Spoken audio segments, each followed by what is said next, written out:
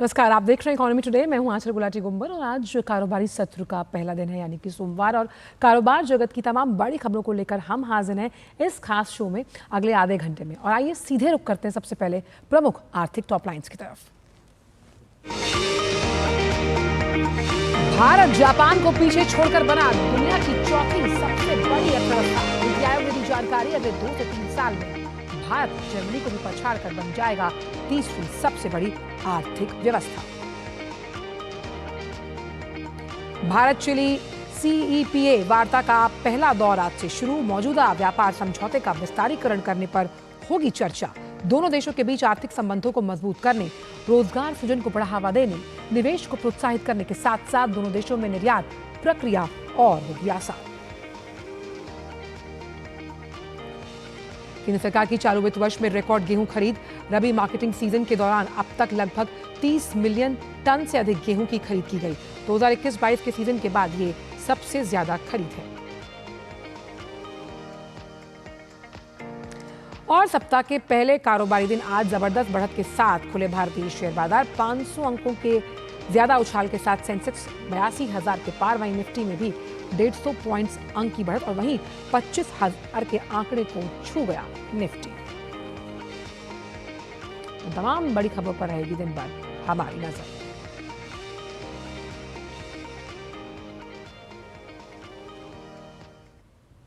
तो आइए देखते हैं कि दुनिया भर के जो शेयर बाजार हैं उसमें खासतौर पर गिफ्ट निफ्टी के जो शुरुआती क्यूज थे वो क्या थे। गिफ्ट निफ्टी पॉजिटिव दायरे में ट्रेड करता हुआ नजर आ रहा है। 24,958 का लेवल है, 115 पॉइंट्स अप। वहीं अगर सेंसेक्स की बात की जाए तो शेयर बाजार में फिर से तेजी देखी गई। निफ्टी ने मार्केट ओपनिंग के थोड़ी ही देर में 25,000 के जादुई आंकड़े को छुआ और वहीं सेंसेक्स भी अब 500 पॉइंट्स अप इस वक्त ट्रेड करता हुआ नजर आ रहा है। आइए देखते हैं कि सेंसेक्स का जो ताज़ा काउंटर है वो क्या है। 82,361 का लेवल है। 640 अंकों की बढ़त के साथ सेंसेक्स कारोबार करता हुआ नजर आ रहा है, जहां पे बैंक निफ्टी मजबूती के साथ आईटी और रियल्टी सेक्टर में भी इस वक्त बढ़त नजर आ रही है। निफ्टी का ओपनिंग देखिए 25,000 के जादुई आंकड़े को छूते हुए 25,014 का लेवल है और 161 पॉइंट्स अप दिखा रहा है इस वक्त निफ्टी, जो कि अच्छी खासी ओपनिंग है। हमने ये मोमेंटम जो लास्ट वीक था मार्केट में तेजी का, उसी मोमेंटम को बुल रन के साथ लगातार मार्केट मेंटेन किए हुए है। आज क्या दिन भर ये जारी रहेगा ये देखना होगा, लेकिन एक बार चार्ट पर नजर डालते हैं कि टॉप गेनर्स में कौन से वो स्टॉक्स हैं। MNM, power grid, tech Mahindra, NTPC, Tata motors इस वक्त चार्ट को लीड करते हुए। हिंडाल्को यानी कि मेटल्स की चमक बरकरार है। वहीं दो दिग्गज काउंटर ऑटो इंडस्ट्री से। वहीं कौन सी ऐसी स्टॉक्स हैं जहां पर मुनाफा वसूली, अब बाय ऑन डिप का कॉल है। एक बार लूजर्स पैक पर भी नजर डालते हैं, कौन कौन से वो स्टॉक्स हैं जहां दबाव देखा जा रहा है। अच्छे वैल्यूएशंस हैं जो कि हैं थॉमस कुक, हुनासा, और ये तमाम जो स्टॉक्स हैं यहाँ पर बाय ऑन डिप का कॉल बनता हुआ नजर आ रहा है। अमेरिकी बाजारों में हलचल है। टैरिफ को लेकर डोनाल्ड ट्रंप के जो बयान है उससे अमेरिकी बाजारों में गिरावट देखी गई, लेकिन जिस तरह से जीडीपी को लेकर यह खबर सामने आई है कि भारतीय अर्थव्यवस्था ने ऐतिहासिक उपलब्धि हासिल की जापान को पछाड़कर, उसके बाद आप देख सकते हैं कि घरेलू मांग, मजबूत निर्यात और इक्विटी बाजार का इसमें बहुत बड़ा रोल साफ तौर पर समझ में आ रहा है।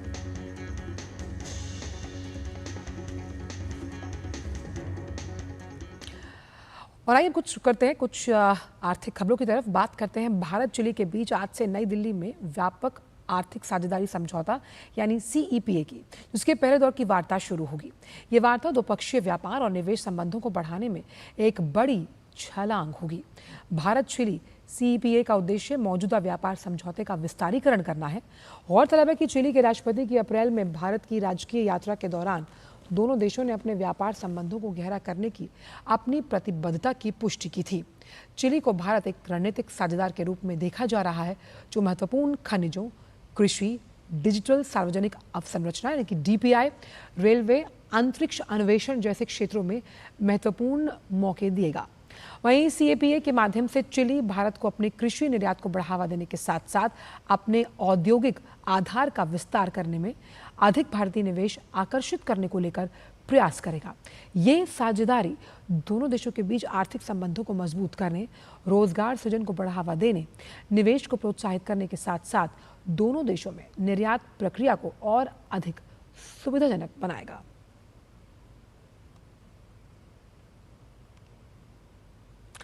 वहीं केंद्र सरकार ने चालू वित्त वर्ष के रबी मार्केटिंग सीजन के दौरान अब तक 29.7 मिलियन टन से अधिक गेहूं की खरीद की है। आधिकारिक आंकड़ों के मुताबिक 2021-22 के सीजन के बाद ये सबसे बड़ी खरीद है।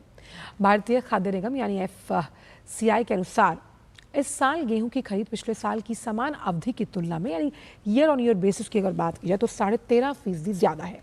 केंद्रीय खाद्य और उपभोक्ता मामलों के मंत्री प्रहलाद जोशी ने बताया कि इस साल रिकॉर्ड फसल की वजह से गेहूं खरीद का अंतिम आंकड़ा 325 लाख टन तक पहुंचने की उम्मीद है, जबकि 2024-25 में कुल गेहूं खरीद 266 लाख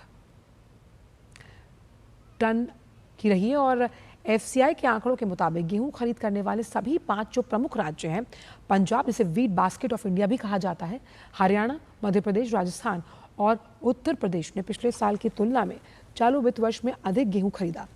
आंकड़ों के अनुसार लगभग 62,346 करोड़ रुपए का MSP भुगतान किया गया, जिससे 2.27 मिलियन किसान जो हैं उन्हें लाभ हुआ है।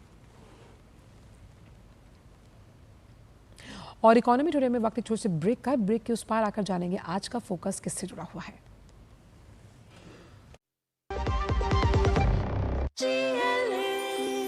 जो लक्ष्य चुना था समझ आने लगा है। GLA यूनिवर्सिटी, उच्च लक्ष्य की निश्चित प्राप्ति। जब धरती चीर कर निकलता है लोहे का पत्थर और मिलता है मोंगिया के जोश से, फिर तपता है, पिघलता है और बनता है फौलाद। अब होता है सरिया सारी खूबियों के साथ। मोंगिया स्टील, मजबूत देश का मजबूत सरिया। LIC लाया है unit linked insurance plan index plus. जीवन बीमा पाइए और निफ्टी स्टॉक्स के साथ अपने मार्केट रिटर्न्स को तेजी से बढ़ाइए। इस अट्रैक्टिव कॉम्बिनेशन के साथ अपना कल सुरक्षित कीजिए। सिर्फ 2,500 रुपए मंथली प्रीमियम से शुरुआत कीजिए। आज ही LICindia.in पर जाएं।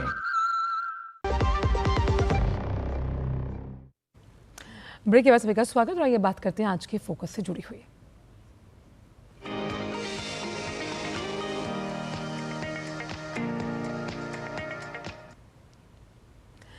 भारत ने एक बड़ा आर्थिक मुकाम हासिल कर लिया।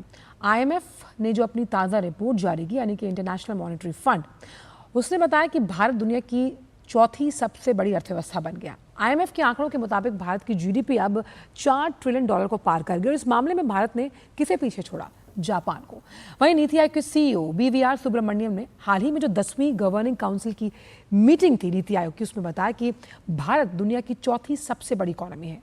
सही योजना और सोच के साथ भारत अगले 2.5 से 3 साल में जर्मनी को पछाड़कर जल्द ही तीसरी सबसे बड़ी अर्थव्यवस्था बन सकता है। यानी कि फ्रेजाइल 5 से हम कैसे स्टेबल 5 में पहुंचे हैं, हम इस ग्राफिक्स के जरिए समझने की कोशिश करेंगे कि भारत की जो आर्थिक प्रगति है उसमें बल कैसे है।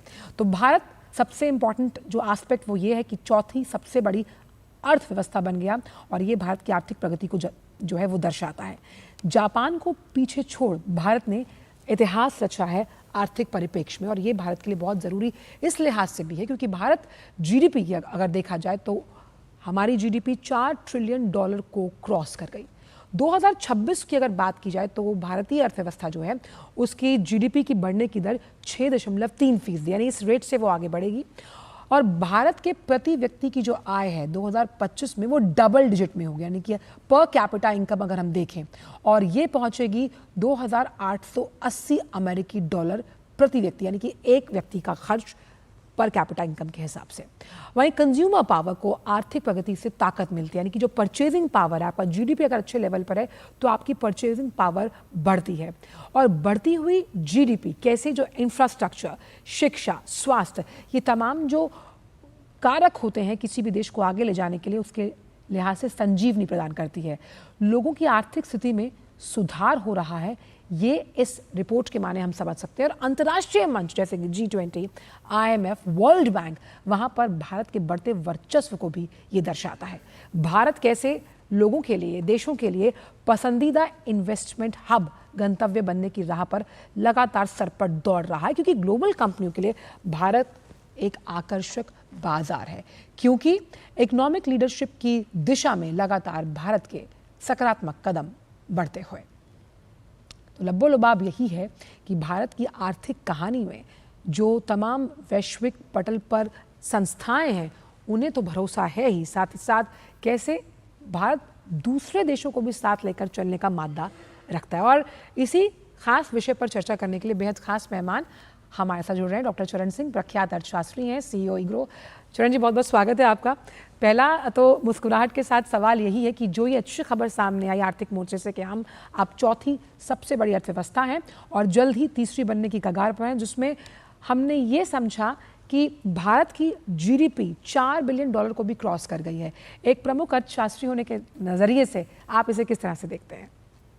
मैं तो कल हूँ, आपने ठीक ही कहा कि फ्रेजाइल फाइल से अब देखिए हम इतने मजबूत फाइल बन गए और ये आसान बात नहीं है। और इसका श्रेय प्रधानमंत्री को जाता है। पिछले 10 साल में जिस तरीके की नीतियां हमने अपनाई हैं, आर्थिक नीतियां, उसी का ये फल स्वरूप है। और खास करके पिछले 10 वर्षों में बहुत कुछ दुनिया में गुजरा है। कोविड खास करके गुजरा और उसके बाद रशिया यूक्रेन की जो लड़ाई हुई, उसके बाद जो प्राइसेस बढ़े और जो इंटरेस्ट रेट की बैटल हुई, वो बहुत बड़ी बात हुई। तो यूं समझ लीजिए कि 2020 के बाद इतनी लड़खड़ाहट हुई दुनिया की अर्थव्यवस्था में। दुनिया के देश बहुत बुरी तरह लड़खड़ाए, पर हमारे देश की नीतियां बहुत मजबूती से चलती रही। जो हमारे देश की खास नीतियां मजबूती से चली वो थी फिस्कल पॉलिसी। कोविड के दौरान जिस तरीके फिस्कल पॉलिसी को अडॉप्ट किया गया और जिस तरीके दूरदृष्टि से वो फिस्कल पॉलिसी बनाई गई, उसी का फलस्वरूप ये निकला कि ग्रोथ हम इस टाइम पे सबसे तेज गति वाले बड़े देश हैं और इन्फ्लेशन बिल्कुल नहीं रहा देश में, बहुत कम नंबर पे इन्फ्लेशन रहा। ये दो चीजें होती हैं जिससे अर्थव्यवस्था बहुत मजबूती से आगे बढ़ती है।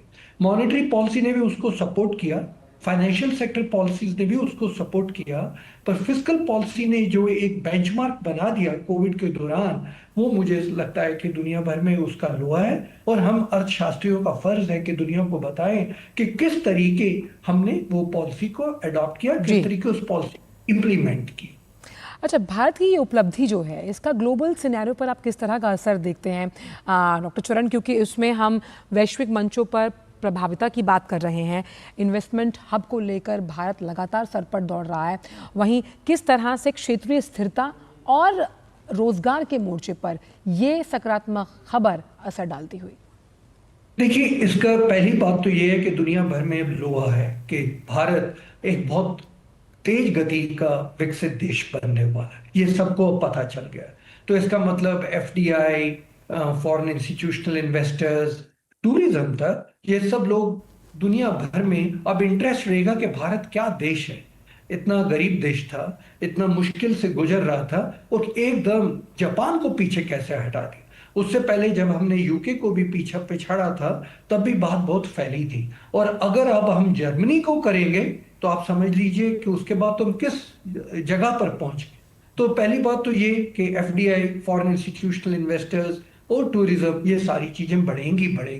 जब हम लोग इतने अहम स्थान पर पहुंच जाते हैं तो कुछ जिम्मेवारियां भी बढ़ जाती हैं और कुछ फायदे भी हो जाते हैं। जहां पर ये फायदे होंगे कि हमारे यहाँ इन्वेस्टमेंट आएगी, कुछ जिम्मेवारियां भी होंगी। दुनिया के देश पूछेंगे कि आप इस तेज गति से आगे कैसे बढ़े, इतनी चैलेंजेस के बाद कैसे बढ़े।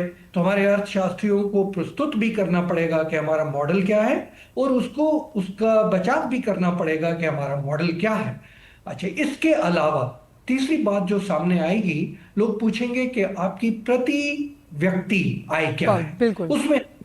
उसमें हम थोड़ा पिछड़े हुए हैं। इस टाइम पे आपके आंकड़ों ने बताया कि हम $3,000 के आसपास हैं। अमेरिका $85,000 पे है और चीन करीब 15,000 पे है और हमने अभी जापान को पिछाड़ा है, वो 55,000 पे है। जर्मनी करीब 75,000 पे है। अभी जब आप इस गति से आगे बढ़ते हैं, आपको पता है मैं एक प्रोफेसर हूं, तो क्लास में जो बच्चा फर्स्ट आता है थोड़ा छेड़खानी उसी के साथ की जाती है। जो बच्चा थोड़ा अमीर होता है, सेब लेके आता है, हर बच्चा उससे सेब छीनने की कोशिश करता है।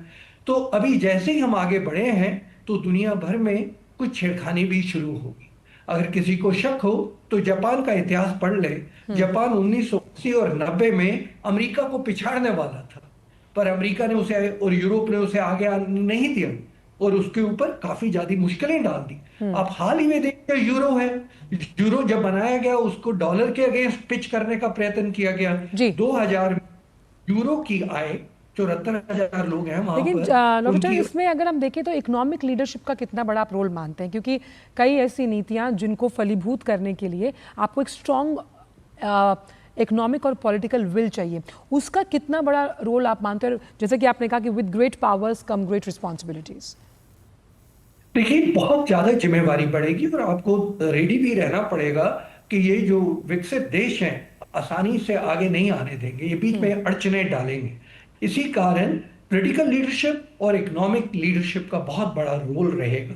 इसलिए मैं कहता हूं कि जो सीज फायर अभी हुआ बहुत सोच समझ कर हुआ, ताकि देश की ग्रोथ पे असर ना पड़े। जो हम सबक देना चाहते थे दे दिया, पर ग्रोथ पे फर्क नहीं पड़ना चाहिए, और ग्रोथ में फर्क ना पड़े उस कारण हमें शांति बहुत जरूरी रहेगी। और उसी कारण जो नीतियां हैं, खास करके जो हमारी एग्रीकल्चर की नीति, इंडस्ट्री की नीति, एक्सपोर्ट की नीति से आगे रखनी पड़ेगी। आपको एक बात मैं बताने में बहुत प्रसन्न हो रहा हूं कि जिस तरीके की नीतियां हमने इस पिछले 10 साल में चलाई हैं, जी, कोरिया ने 1962 से लेके 1989 तक, उस टाइम पे बहुत चैलेंजेस आए थे दुनिया भर में, उन्होंने अपनी नीति को एकदम सीधा रखा, का नहीं और किसी चीज पे हमारी डायरेक्शन नहीं बदलेगी, अटेंशन नहीं बदलेगी।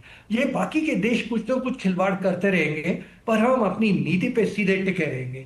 चाइना में भी यही हुआ, 1980 से लेके 2010 तक चाइना को भी काफी चैलेंजेस आए और दुनिया ने भी चैलेंजेस दी, पर फिर भी चाइना टिका रहा। उसी तरीके हमारे देश के अभी जो कूटनीति है, रक्षा नीति है और आर्थिक नीति है, उसको बहुत संभल कर रहना पड़ेगा और एकदम अपने लक्ष्य पे टिके रहना पड़ेगा। जिस तरीके अर्जुन ने मछली की आंख पे नजर टिकाई हुई थी, उसी तरीके हमें ग्रोथ पे नजर टिकानी पड़ेगी।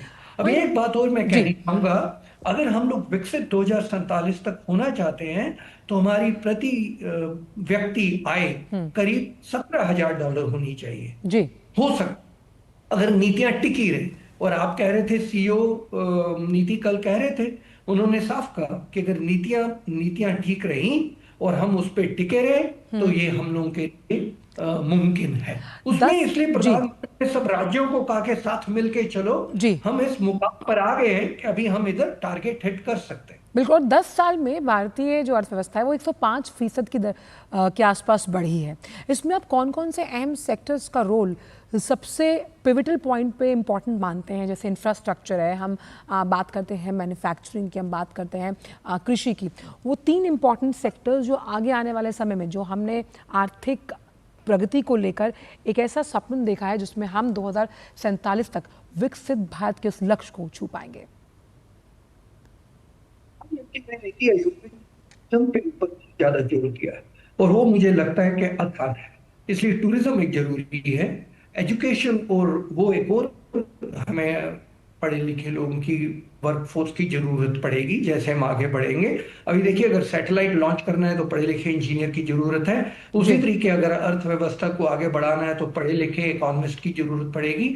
हेल्थ सबसे बड़ी बात है, अगर हेल्दी वर्कफोर्स होगा और उससे हम लोग ज्यादा आउटपुट प्रोड्यूस कर पाएंगे, इसलिए फार्मास्यूटिकल पे जोर दिया जाएगा। ऑटोमोबाइल्स और हाउसिंग इंडस्ट्री ये भी बहुत ग्रोथ ओरिएंटेड होती है, तो इनको भी पुश करना पड़ेगा। जिस तरीके स्मार्ट सिटीज का हमारा कॉन्सेप्ट था, उसी तरीके हमें थोड़ा आगे बढ़ाना पड़ेगा। हर प्रदेश में अगर एक ऐसी जगह बना दी जाए जहां पर हब ऑफ ग्रोथ बन जाए, आप उसको टूरिज्म कहें या इंडस्ट्रियल हब कहें या एक्सपोर्ट प्रोसेसिंग जोन कहें, तो उससे भी काफी ज्यादा विकास पे असर पड़ेगा। तो मुझे लगता है ये फोकस्ड अप्रोच जो कल प्रधानमंत्री जी ने नीति आयोग में कही, वो एक ठीक स्ट्रैटेजी है कि step by step gradual approach के साथ एक फोकस के साथ अगर आगे बढ़े तो मेरी राय में टूरिज्म बहुत अच्छा है। और देश में हम लोग रिलीजियस टूरिज्म पे भी बहुत जोर दे सकते हैं, क्योंकि इस टाइम पे हम लोग अयोध्या मंदिर बना रहे हैं और देख रहे हैं कैसे यूपी एकदम विकसित हो रहा है उस कारण। और अभी हमने महाकुंभ में भी देखा कि किस तरीके लोग आए, तो रिलीजियस टूरिज्म पे भी हम जोर दे सकते हैं। पर प्रधानमंत्री जी ने कहा कि टूरिस्ट स्पॉट अगर स्टेट में बन जाए, हेल्थ और एजुकेशन और ऑटोमोबाइल और हाउसिंग इंडस्ट्री, अगर इन पहलुओं को हम आगे लेके चलें तो मुझे लगता है, और एआई तो है ही है, एआई पे तो हम लोग जी। कंप्यूटर इंडस्ट्री हमारी बहुत विकसित है, इसलिए एआई तो हमारे हाथ में ही है, तो वो तो उसका जी। क्या बयान करना, वो तो हम लोग आगे बढ़े और हैं। वहीं डॉक्टर चरण, क्योंकि ग्लोबल लेकिन कंपनी, एक बात है, जी जी जी, कहिए एक कहिए बात, कहिए आप। जो जो कोरिया और चाइना ने मॉडल अडॉप्ट किया था, वो उन्होंने एक्सपोर्ट ओरिएंटेड ग्रोथ मॉडल किया था, निर्यात पे काफी जोर डाला था, दोनों ने, कोरिया ने भी और चाइना ने भी। जापान जब अमेरिका को टक्कर दे रहा था, वो भी एक्सपोर्ट पे बहुत जोर डाल रहा था और इंडस्ट्रियलाइजेशन पे भी जोर डाल रहा था। जी। हम लोगों ने मेक इन इंडिया तो कह ही रखा है, पर अभी मुझे लगता है चाहिए, जिस प्रकार हमारे देश से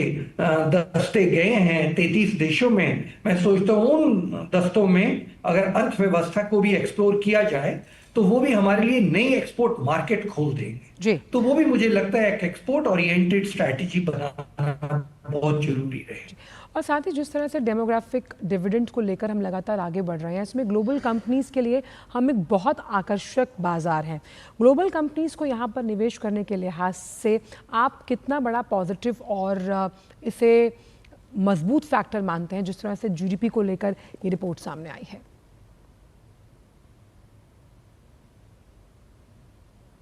डॉक्टर चरण, चलिए दोबारा संपर्क साधने की कोशिश करेंगे डॉक्टर चरण के साथ, लेकिन जिस तरह से ये रिपोर्ट जो सामने आई है उसमें भारत को ग्लोबल कंपनीज जो हैं क्यों पसंद कर रहे हैं, क्योंकि हमारे पास डेमोग्राफिक डिविडेंड के साथ साथ तमाम वो सुविधाएं और चेक्स एंड बैलेंसेस का सिस्टम मौजूद है जिनके लिए भारत एक आकर्षक बाजार के तौर पर उभर कर सामने आ रहा है। डॉक्टर चरण, मेरी आवाज़ अब तक पहुंच रही है? हेलो जी डॉक्टर चरण, अभी आपकी आवाज दोबारा आई है जी आप सुन पा रहे हैं? तो मेरा सवाल था कि ग्लोबल कंपनीज के लिए किस तरह से भारत जो है एक उभरता हुआ और साथ ही साथ अनएक्सप्लोरेबल एवेन्यूज है कुछ सनराइजिंग सेक्टर्स को लेकर, जिसमें हम artificial intelligence, semiconductors, chip industry का जिक्र करते हैं।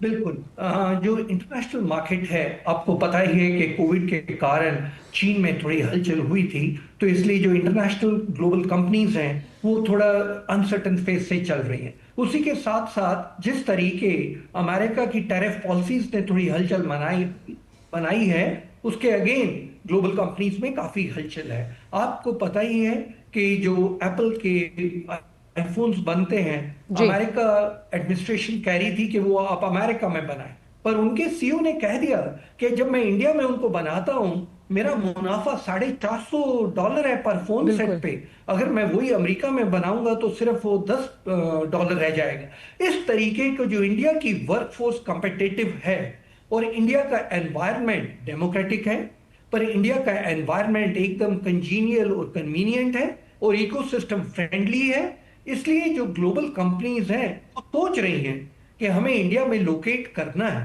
इंडिया में कुछ एरियाज ऐसे हैं जो एकदम वर्जिन है, नॉर्थ ईस्ट हम लोग बहुत डेवलप कर सकते हैं, पर कुछ एरियाज ऐसे हैं जैसे महाराष्ट्र है, गुजरात है, साउथ इंडिया के स्टेट्स हैं, खास करके बेंगलोर है जो ऑलरेडी एआई हब है, उनमें ऑलरेडी इंफ्रास्ट्रक्चर लेड आउट है।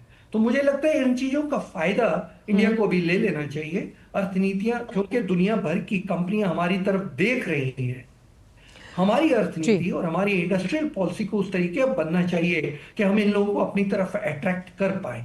बांग्लादेश से काफी कंपनियां टेक्सटाइल के लिए इधर आ रही हैं, श्रीलंका में हलचल हुई, फिर वो हमारे देश की तरफ देख रही हैं। तो ग्लोबल पिक्चर हमारे लिए अभी बहुत बढ़िया और बिल्कुल वैश्विक लेवल पर जिस तरह से हमारी नीतियों के कारण चौथी जगह पर आ गए हैं जी, और वैश्विक लेवल पर लगातार भारतीय आर्थिक व्यवस्था का डंका बज रहा है, जिसका असर अब हम ये देख पा रहे हैं कि फ्रेजाइल 5 से कैसे हम स्टेबल और मजबूत अर्थव्यवस्थाओं की कतार में आकर अग्रणी रूप से खड़े हुए। बहुत बहुत शुक्रिया डॉक्टर चरण, तमाम जानकारियों को हमसे साझा करने के लिए बहुत बहुत शुक्रिया अपना कीमती समय डीडी न्यूज़ को देने के लिए।